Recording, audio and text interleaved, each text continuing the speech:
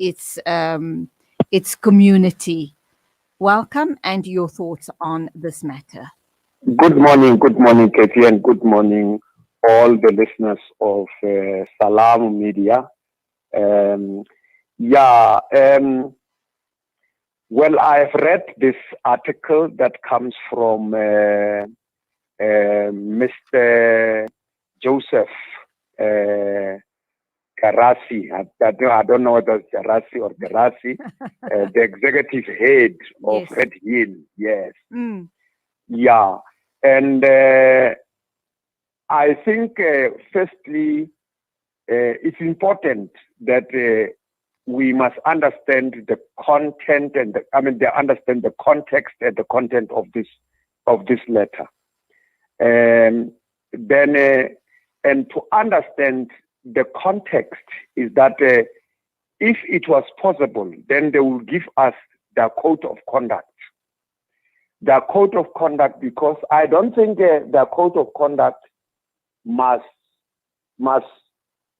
be outside the constitution of the country, because the constitution of South Africa then talks about the freedom of expression, and then the freedom of expression is it says everyone has the right to freedom of expression. Now, and in this instance, then they talk about children, that the children should not debate about this matter. But the Constitution says everyone has the right to freedom of expression. Mm-hmm.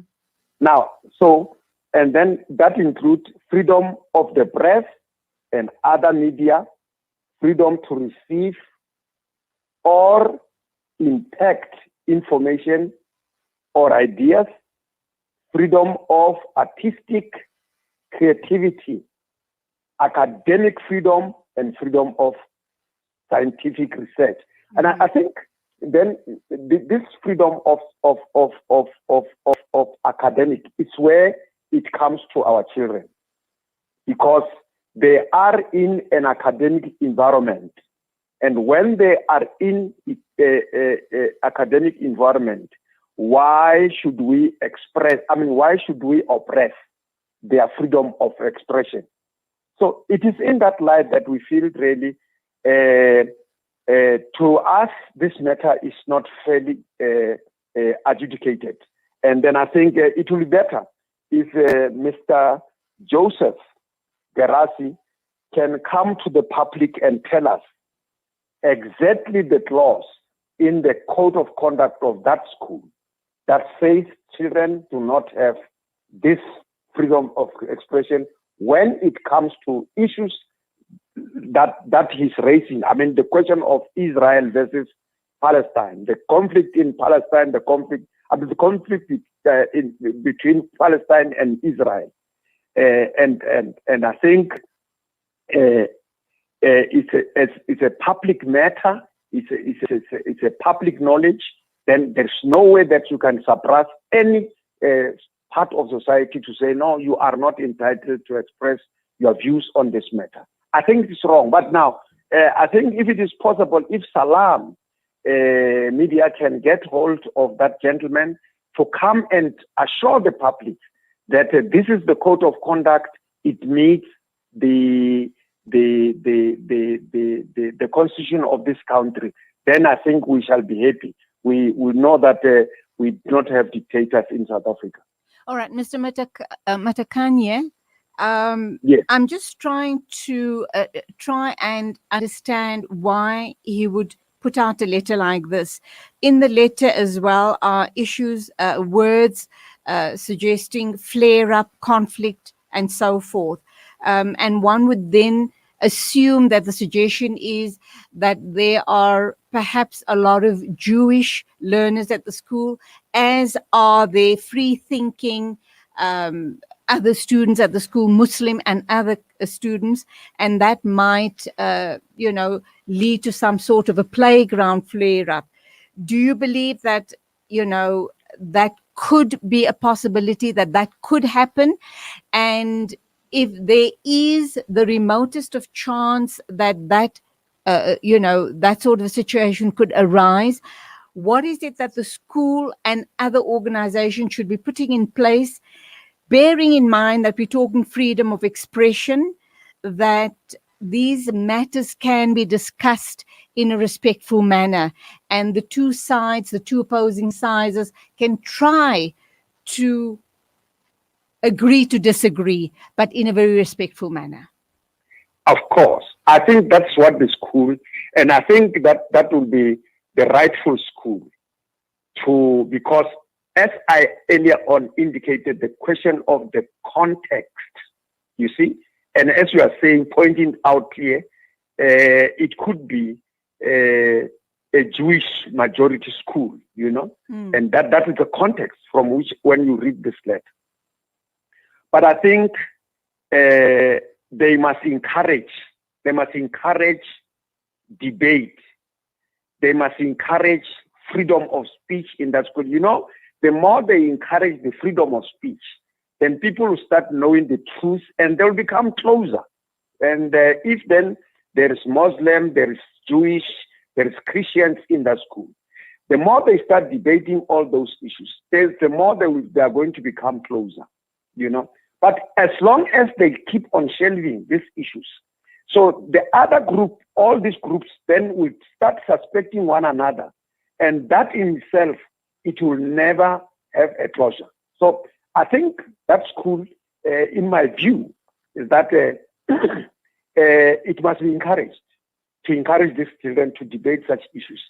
Difficult as it is, but it's a matter that must be debated so that through the debate, and we have indicated very clearly, we agree to disagree, to agree, so that when we agree to disagree, when we disagree to agree, and that will bring us closer because we'll know what caused the conflict and how to solve it. And these children, I think, can bring, scientific solutions to the conflict in between Israel and Palestine. They can really bring solutions because right now the solutions are residing in the old people and who have been there because this question of the conflict of Israel is as old as some of us, But now these children, I believe, can bring better solutions to that conflict through debate. Undoubtedly, they'll be able to see the situation through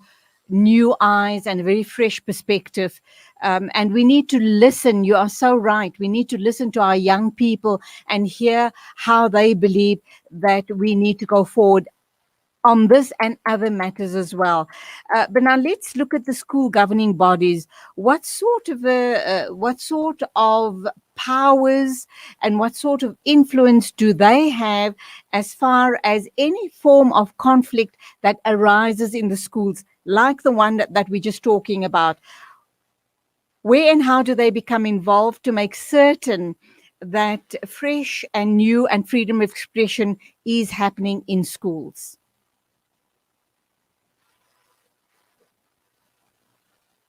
Okay, I think we have lost the guest, but we have Hassan Largut on hold to comment. Assalamu alaikum, Hassan. Welcome to the program. Always a pleasure to talk to you. You've been in this space for a very, very long time, and I do know that you understand what we're talking about this morning. Hassan, are you there? Yes, I'm here. All right. Sorry. Yeah, I mean, my view is that I've just heard the principal on all the media shows. Right. He basically mischaracterizes the so-called conflict, as he put it, as that between Muslim kids and Jewish schools, Jewish children. Now, clearly, this is a human rights issue, and he's got young humans there at his school. And the opportunity here is to teach them what's right and wrong, what is resistance, what is oppression, and these concepts can be taught to very young kids. My daughter is 13, my son is 9, and they understand it, and they love all human beings, but they know who's wrong and who's the perpetrator of abuse. They can identify them when they walk in the street around gender violence. They can identify them when they're bombing into Gaza. So clearly, kids have an infinite capacity for compassion and understanding. How do you believe this matter should be resolved? So, would it take someone like a Hassan Norgit to take this guy on, head on? No, Or do you believe that no, the I told FGB? the principal, so sorry, I told the principal, the said issue is the victims are dark people. It's so tragic to say that. Right. But this is how people see things. They have deserving victims and others who deserve love and support and others who don't. Mm-hmm. So we need to get that right. Mm-hmm. Get that right. It's racist and they must deal with that. Mm-hmm.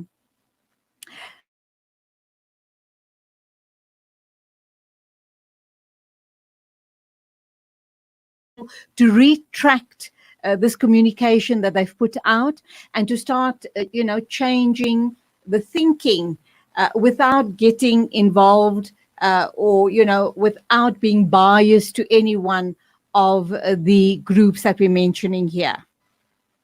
Listen, they must be biased to the truth. They must teach critical thinking to young people. They must not take a side that everything the oppressed does, right, clearly is morally more superior to that of the oppressor. And to get that around the thinking is important. But there are things that liberation movements have taken steps in this country that they apologize for and said it was wrong. We did wrong.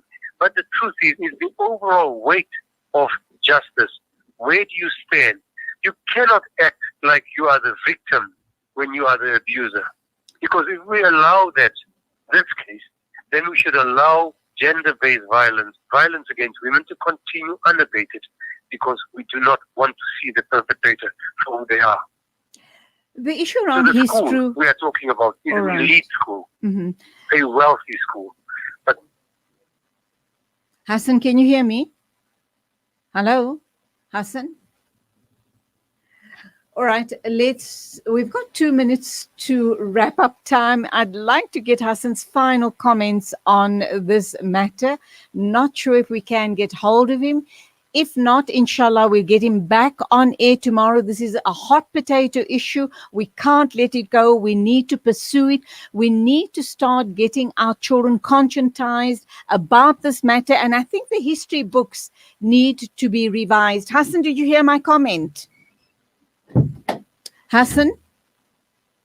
Yes, all right. Let's look at the issue. I don't know how much did you get of me. I think we just stopped at conscientizing our children.